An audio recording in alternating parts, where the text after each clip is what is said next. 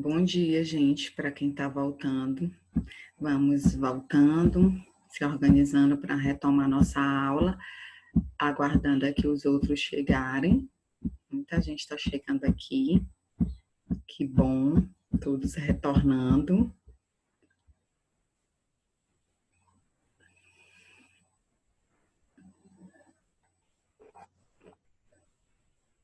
Certo. Faltando mais alguns alunos. Vamos aguardar. Davi e Heitor está chegando aqui também.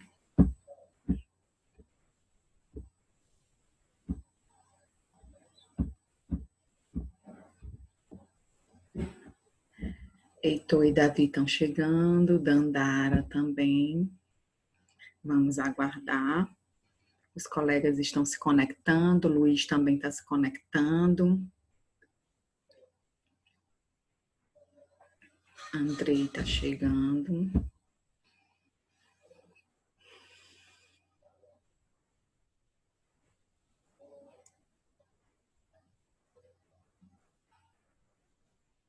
Vamos lá, eu vou compartilhar, já tem um bom número de alunos, então a gente vai compartilhar aqui a tela e voltar à nossa aula.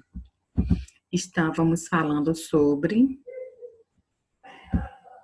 lixão. E eu fiz uma pergunta para vocês, né? Deixei aí para esse próximo horário. Qual aqui na nossa cidade, vocês acham que a gente ainda tem lixão? Em algum ponto da nossa cidade existe lixão ou nas áreas metropolitanas? Como é que é? Você Eu sei, né? tem resíduos acumulados em uma área vazia? É que eu já vi. Eu acho que tem esse lixão assim. Eu não sei muito, não. Eu já vi muitos lixos, mas eu não sei se tem. Tem até algumas vezes na frente de ecoponto. É, né, Manuela? Você conhece SESI? SESI, uma escola bem aqui abandonada? SESI. Sim. Bem no começo, assim, onde começava a quadra, perto assim, tinha um lixão gigante. Aí a prefeitura reformou lá. Aí agora o lixo é dentro de um container lá que tem lá pertinho. Ah, tá. Então, gente, nós, aqui na nossa cidade, dentro da nossa cidade São Luís, do nosso município, nós não temos mais lixão. Nós tínhamos um lixão, por exemplo, lá no Jaracati, nós tínhamos um lixão, onde hoje é um shopping, né? Esse lixão era chamado de lixão. Qual shopping? Eu não posso falar o nome, porque nossa aula está sendo gravada. Tem um shopping ali na área do Jaracati, ali depois da ponte, de uma ponte. Francisco, não pode falar o nome, Francisco. Certo, ali nós tínhamos um lixão, só que aí ele foi desativado. O nosso município reservou uma área para... Oi, Cleiton, você levantou a mão? Desculpe, eu levantei sem querer. Certo, então o nosso município reservou uma área para depositar o lixo de maneira adequada e de maneira responsável, que é chamado de aterro sanitário. Nós tínhamos esse aterro sanitário chamado Aterro da Ribeira. Esse aterro, ele encerrou seu tempo de vida útil, porque os aterros sanitários, gente, eles têm um tempo de vida útil. Preencheu toda aquela área com lixo, com resíduo, ele fecha e aí o município tem que buscar outra área para construir um aterro para depositar os resíduos produzidos pela cidade. Então, gente, nós temos um outro aterro que fica em uma cidade próxima daqui do nosso município, certo? Onde é recolhido os resíduos tanto da nossa cidade, São Luís, como dos outros municípios ao redor, né? Na região metropolitana do nosso município. E esses resíduos são levados para esse aterro, que fica em uma cidade próxima, né? Aqui de São Luís, tá bom? É um novo aterro que tem, porque o da Ribeira, que era chamado Aterro da Ribeira, ele já foi desativado porque já venceu o seu tempo de vida útil. Agora, falando em aterro sanitário, nós vamos entender como funciona e o que que é.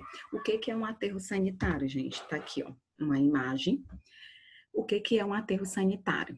É um local específico que onde o lixo ele é depositado. Só que ele é um local todo preparado para receber esses resíduos, certo?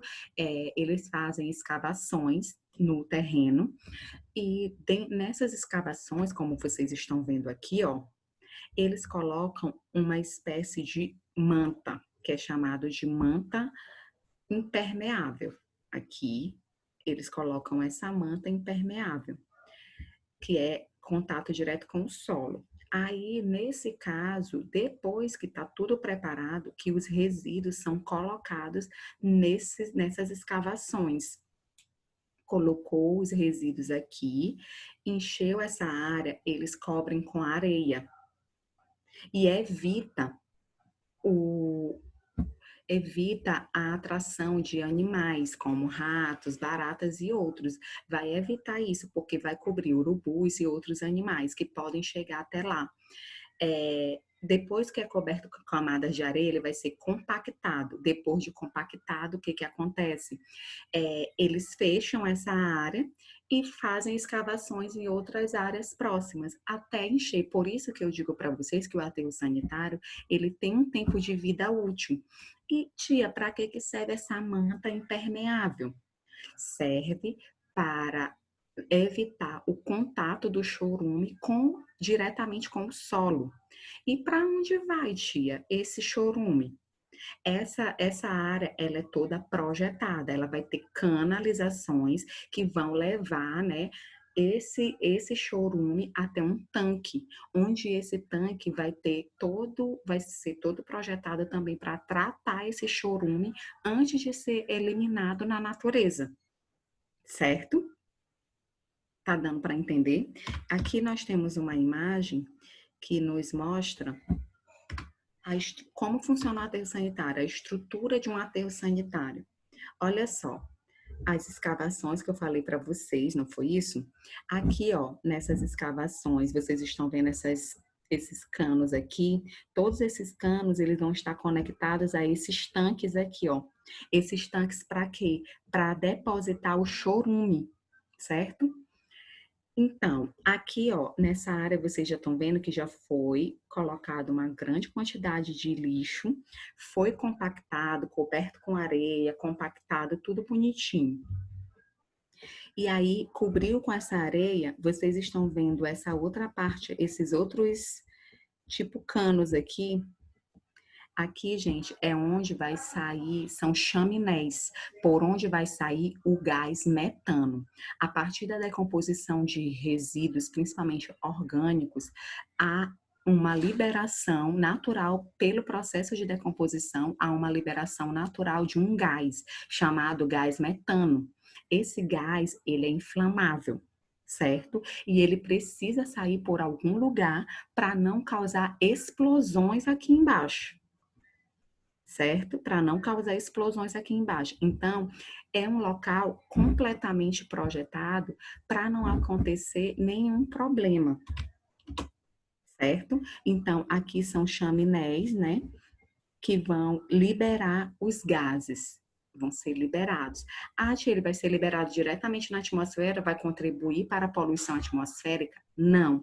Por quê? Porque esse gás, na ponta dessas chaminés, vai ter um filtro que evita a poluição atmosférica. E hoje, sabendo que esse gás é inflamável, sabendo que esse gás pode ser reutilizado, muitos aterros, eles conduzem esse gás metano para gerar energia. Olha só como o lixo, ele pode gerar energia. O gás metano, ele pode ser utilizado para gerar energia. Então, no próprio aterro, eles utilizam o gás metano para gerar energia para o próprio aterro sanitário, certo?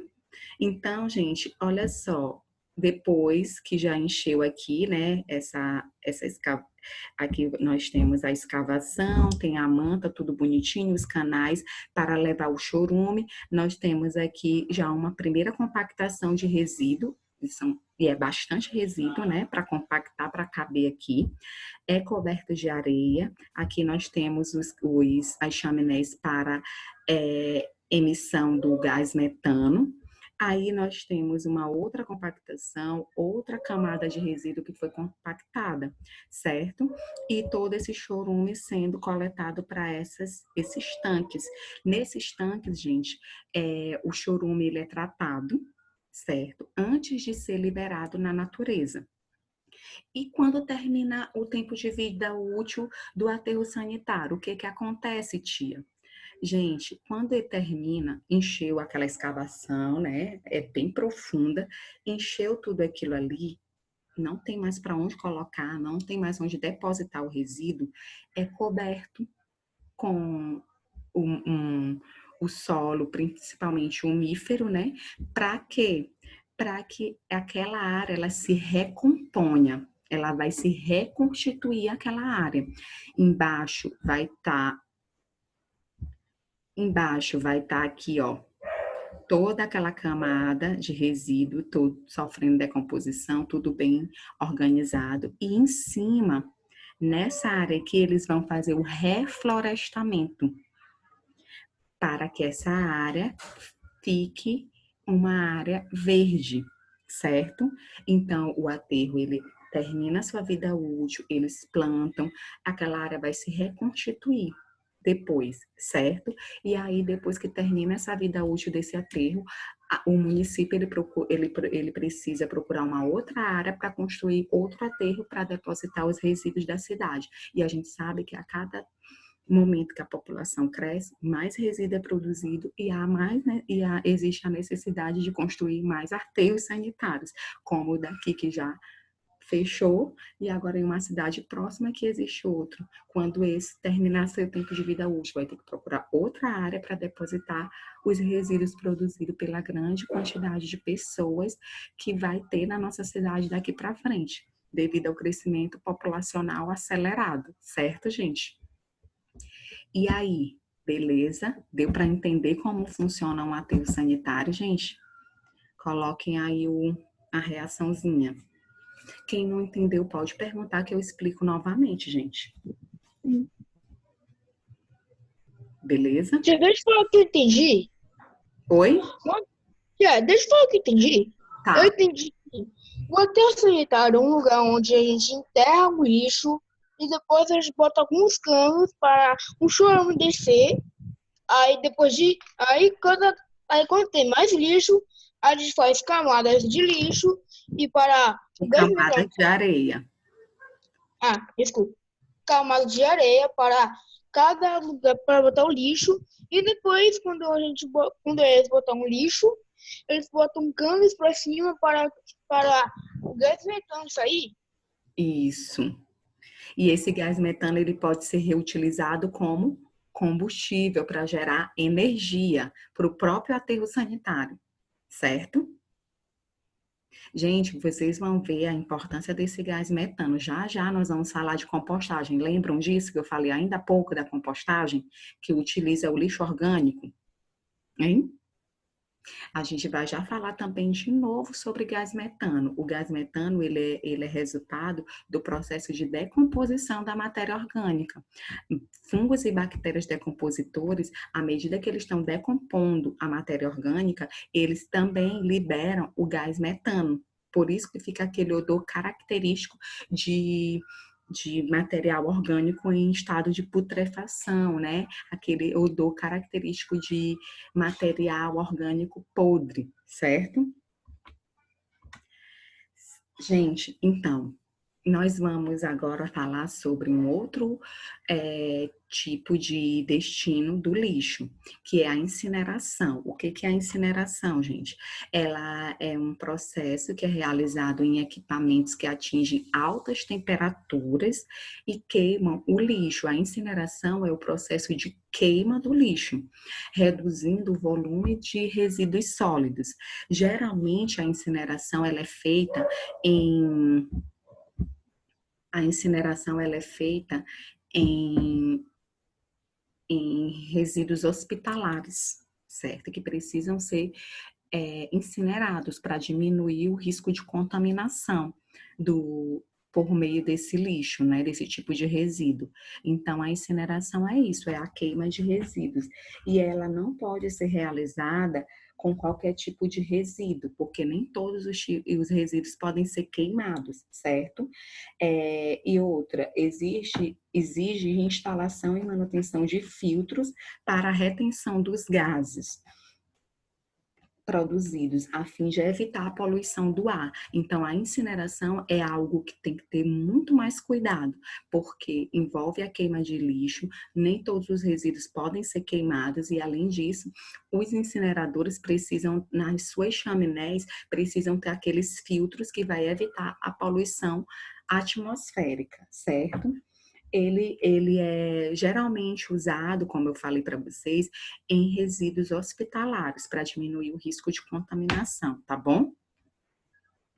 Tudo bem até aí, gente? Tá dando para entender direitinho?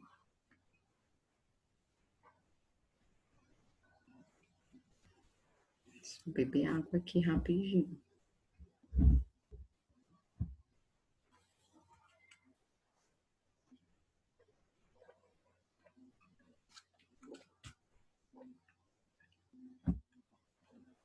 Vamos lá.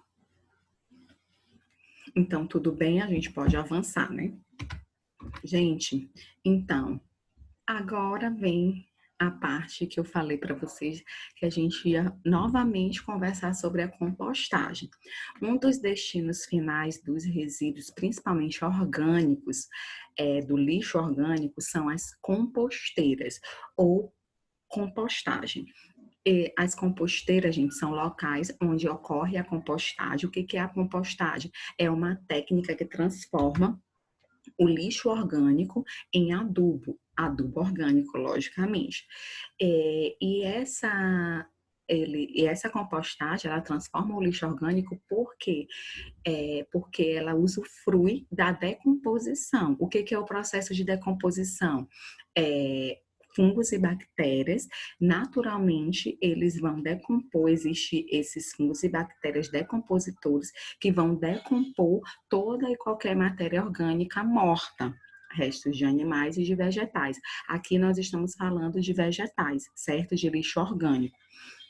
Então, gente, esses resíduos, eles vão ser colocados em um ambiente específico. Aqui vocês estão vendo uma imagem, aqui é tipo uma caixa, né, com toda a preparação para tem um pouco de solo aqui e tem aqui a pessoa colocando os resíduos, o lixo orgânico. Esse lixo orgânico, ele é colocado nessa caixa e vai ficar aí esperando o processo de decomposição. Quando decompõe, né, fungos e bactérias vão agir nesses resíduos orgânicos, decompondo.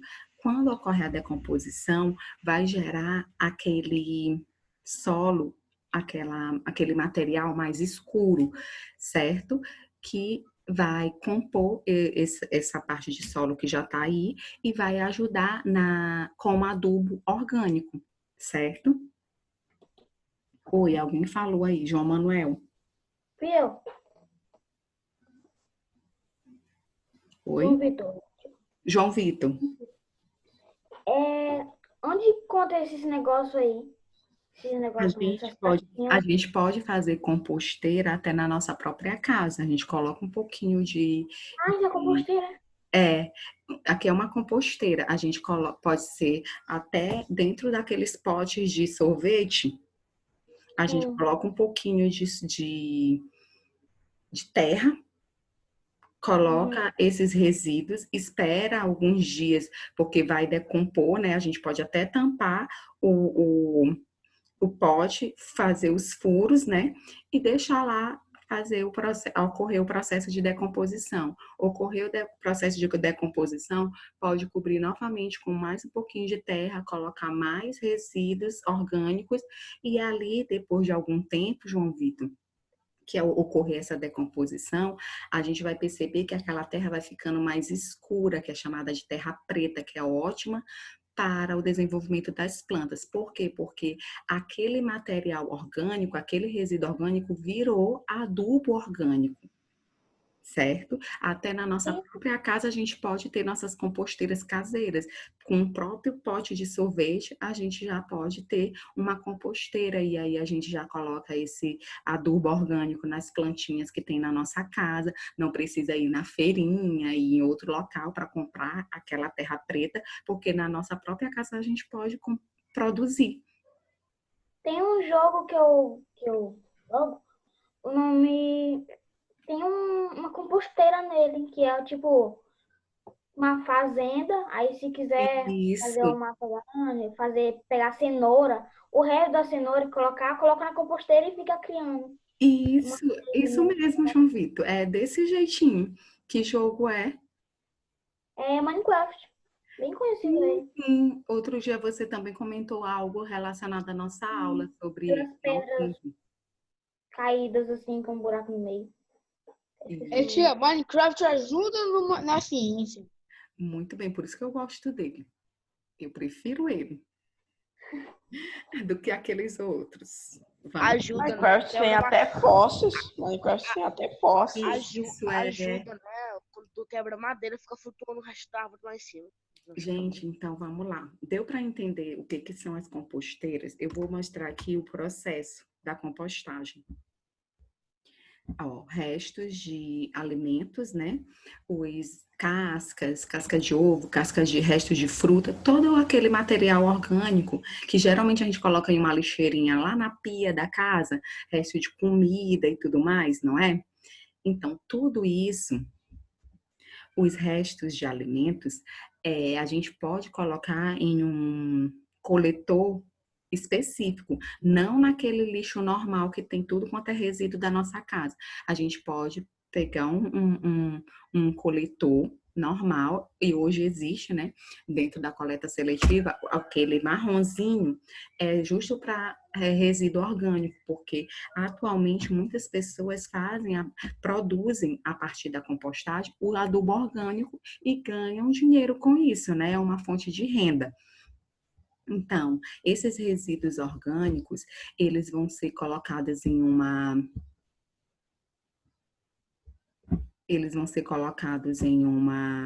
um coletor para resíduos orgânicos. Esse coletor vai ajudar no processo de compostagem, porque a gente vai lá e já despeja na composteira, né? E aí, depois de algum tempo, esperando o processo de decomposição, vai ser gerado o adubo orgânico, que a gente pode usar na nossa casa ou como fonte de renda. Aí vai depender do tamanho da composteira de vocês. Nessa imagem anterior aqui, a gente percebe que essa composteira ela é grandona, né? É tipo uma caixa de madeira enorme. Geralmente, em sítios, fazendas, eles fazem um processo bem mais elaborado, né? Eles constroem várias caixas dessas de madeira para construir o adubo e já é uma economia para o sítio, para a fazenda, porque eles não vão ter que sair para comprar, certo? Deu para entender, gente, como é importante o processo de compostagem para a gente produzir adubo orgânico. Até na nossa própria casa a gente pode fazer o processo de compostagem, como eu havia dado o exemplo para vocês ainda há pouco. Beleza? Alguma dúvida, alguma pergunta, galera? Não. Isso. Então, gente, esse composto que a gente chama, né, que é o adubo orgânico, ele é importantíssimo para o desenvolvimento das plantas, porque ele funciona como um fertilizante orgânico natural e as plantas vão se desenvolver muito bem nesse adubo orgânico. certo? Tia, eu tava saindo da reunião porque a internet aqui tava muito ruim. Ah, entendi, meu bem. Agora vamos lá para a página 142, rapidinho, galera, para a gente falar sobre a compostagem e a produção de energia que eu falei para vocês, Qual que página? a 142, que eu falei para vocês que a gente ia tocar de novo no assunto de gás metano.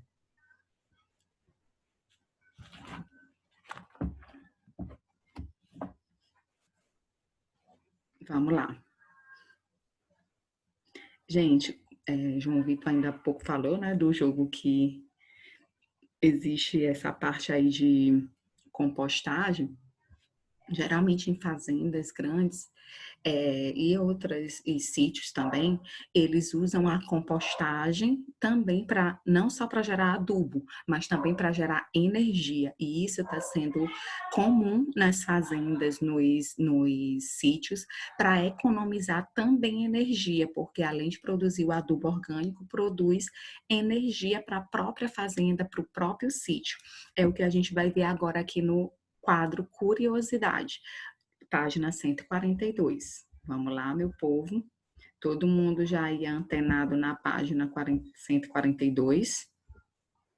Vamos entender agora sobre a compostagem e produção de energia. Manuela, por favor.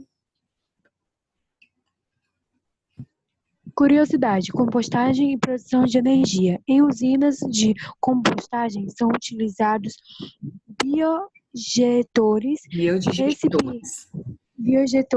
recipientes grandes e fechados com condições adequadas que aceleram o processo de decomposição da matéria orgânica, produzindo adubo e coletando os gases liberados. Além disso, o processo de compostagem Além pode ser disso, utilizado além disso, disso, o metano, metano, um dos gases expendidos durante o processo de compostagem, pode ser utilizado para geração de energia, conforme apresentado no esquema.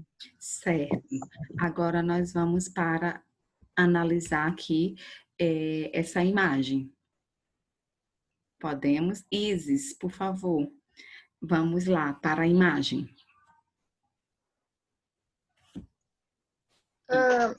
O primeiro é excrementos animais e restos de alimentos são misturados com água no alimentador do biodigestor. Isso. Então, aqui nós temos os excrementos de animais, restos de alimento colocado nesse recipiente aqui, que é o alimentador do biodigestor. Ele é aberto.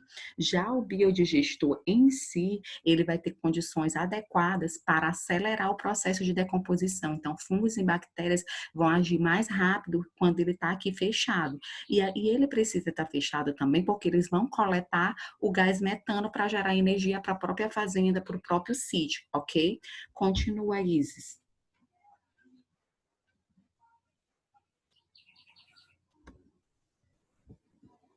Isis. 2. Dentro do biodigestor, a ação das bactérias decompõe o lixo, transformando-o em gás metano e adubo. Isso. E no terceiro passo, o que acontece aí nesse processo todo? O gás metano pode ser encanado para alimentar um gerador ou aquecedor. Gerador, no caso, gerador de energia, né, da própria fazenda. Isso. E o 4. As sobras servem como fertilizantes. Isso, aí no caso as sobras, depois que é coletado gás metano, o que fica lá no fundo do biodigestor, nada mais, nada menos é o adubo orgânico, o fertilizante orgânico, que pode ser comercializado ou pode ser só para o próprio uso da fazenda ou do sítio. Tá ok, gente? Deu para entender como é que ocorre esse processo de compostagem, a importância dele para a fabricação de adubo, para a geração de energia através do uso do gás metano? Tudo beleza, né, gente? Ok. Que bom que vocês estão entendendo. Tudo beleza aí, gente? Luiz, Cleiton, Davi, coloquem aí a reação. João Marcelo, Pedro Emílio, Vitor Hugo, Dandara, Emily. Gente, se vocês não estiverem entendendo, pode pedir para repetir. Nauana, Heitor, Andrei, Giovana, vamos lá. Todos tranquilo? Podemos avançar? Isis, Sim. você quer falar?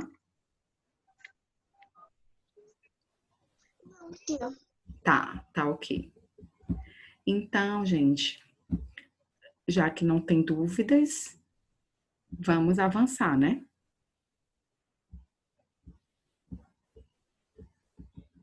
Certo. Agora nós vamos continuar, né, com a destinação do lixo, com a destinação do lixo com o processo de reciclagem. Um dos destinos finais dos resíduos produzidos por nós, produzido nas cidades, é a técnica de reaproveitamento dos materiais descartados, né, que podem ser utilizados como matéria-prima para a confecção de novos produtos. No caso, a reciclagem. A reciclagem, nós sabemos que é um processo que reaproveita vidro, metal, papel, papelão e outros resíduos, plástico, e além do resíduo orgânico, como a gente já viu a importância da compostagem. Então, gente, para que a gente tenha um processo de reciclagem bem aplicado na nossa cidade, no nosso país, a gente precisa primordialmente da coleta seletiva. Ou seja, você separar o seu resíduo para que fique mais fácil a coleta desses materiais que podem ser reaproveitados como matéria-prima para a confecção de novos objetos, de novos produtos, certo? Aqui nós temos uma imagem que nos mostra o símbolo da reciclagem. Toda a embalagem que vocês verem, embalagens de suco, de refrigerante, qualquer embalagem de biscoito, qualquer embalagem que vocês verem esse símbolo aqui, é porque ele pode ser reaproveitado para ser matéria-prima para a confecção de novos produtos, certo? Então, a gente precisa ficar de olho aí nessas embalagens e ver se tem esse símbolo.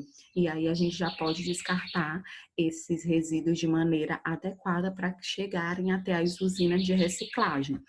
Então, como eu havia falado para vocês, gente, os municípios do nosso país, de acordo com a Política Nacional de Resíduos Sólidos, precisam implantar a coleta seletiva nas cidades, nos municípios. E essa coleta seletiva, vocês já devem ter visto, né, por aí, já devem ter estudado isso no Fundamental 1, já reconhecem esses coletores, né, de coleta seletiva, né? Nós temos o vermelhinho, que é para coletar o quê? Plástico, o azul, o papel, o Metal. amarelo, metal, o vidro, qual é a cor do coletor? Verde, e o marronzinho é para o resíduo orgânico, isso mesmo. Então, gente, nós temos aqui esses coletores com cores específicas para facilitar a coleta seletiva. Infelizmente, em muitas cidades brasileiras, nós não temos essa cultura de coleta seletiva, não temos essa conscientização da coleta seletiva, de separar o nosso resíduo, certo? Aqui na nossa cidade, como eu já falei para vocês, nós temos os ecopontos, que a gente leva o plástico, o papel, o metal, o vidro, para ser destinado corretamente. Eles devem ter alguma parceria com alguma usina de reciclagem e já destinam corretamente esses resíduos, né? Dão um destino final para eles. Só que a gente precisa fazer o quê? Levar tudo isso, se a gente tiver carro ou outro meio de transporte, levar o plástico, o papel, acumular na nossa casa, deixar uma boa quantidade para poder a gente levar de uma só vez até o ecoponto, não é isso? Em algumas outras cidades do nosso país já existe a coleta de casa em casa, nas ruas. Como eles passam coletando os resíduos de qualquer jeito, que a gente coloca tudo ali misturado em um saco e deixa na porta, não é assim? Hoje, em algumas cidades brasileiras, seguindo a Política Nacional de Resíduos Sólidos, já existe essa coleta seletiva. Tem aquele caminhão grande que coleta os resíduos que não é selecionado, e tem um outro caminhão pequeno que já coleta somente os resíduos que estão selecionados, já em sacos plásticos específicos, os sacos só de plástico, só de papel, só de metal, certo? E aí já vão dar um destino correto para aqueles resíduos, certo? A gente só coloca, essas pessoas só colocam na porta da casa deles e vem quem coleta nas ruas, certo? Tem essas pessoas que fazem esse serviço. Aqui a gente tem os ecopontos, a gente tem que ir até lá, certo? Tudo bem? Gente, então isso, e mesmo apesar da gente ter que ir aos ecopontos, isso incentiva a coleta seletiva. A gente vai selecionar os nossos resíduos, deixar um pouquinho acumular ali e a gente leva tudo de uma vez até lá. Isso não nos impede de fazer a coleta seletiva na nossa casa, certo? É só um pouquinho de sensibilização, consciência que a gente consegue fazer sim. Beleza?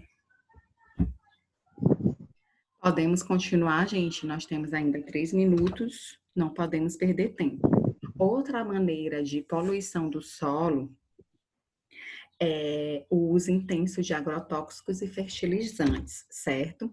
E esse uso intenso de agrotóxicos e fertilizantes gera vários impactos no solo. Quais são esses impactos? Diminuição da biodiversidade, ou seja, os animais que vivem ali precisam do solo, eles tendem a diminuir, se extinguir devido aos impactos causados no solo pelos agrotóxicos e fertilizantes, perda de nutrientes do solo, o solo ele fica pobre, perde seus nutrientes, ok? Alguém tá com o áudio ligado? Tá dando interferência aqui para mim. Ok, vamos lá. Gente, também o solo fica pobre devido ao uso intenso de agrotóxicos e fertilizantes. Nós temos também uma outra problemática, que é a acidificação e salinização do solo. O solo ele pode se tornar ácido ou pode se tornar salino, ou seja, com excesso de sais, e isso não é bom para o desenvolvimento das plantas. E outro detalhe, causar doenças nos seres humanos. O uso de agrotóxicos e fertilizantes pode causar doenças no ser humano. Como?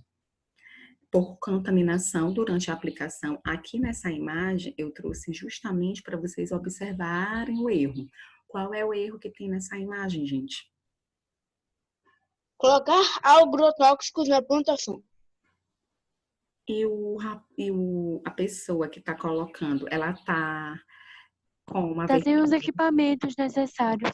Isso, ou ela não está com os equipamentos necessários para a aplicação dos agrotóxicos. Nesse momento... É falso. Isso, nesse momento aqui, ele pode se contaminar durante essa aplicação. Vocês estão vendo aí no livro de vocês de página 143? É para voltar? Deixa eu ver bem aqui a hora, rapidinho. Não é preciso voltar, tá? Só terminar aqui, gente. Então, no livro de vocês estão vendo que tem na página 143 uma pessoa toda aqui. É isso que acontece. Tem que ser equipado, certo? Gente, nós vamos terminar por aqui. Na próxima aula a gente continua, porque nós temos menos de 1 minuto e eu ainda quero fazer um print rapidinho aqui da tela. interromper o compartilhamento aqui para a gente fazer um print bem bonito de todo mundo que está aqui. Temos duas. Vamos lá. Agora, da outra parte do povo que está aqui. E deu tempo de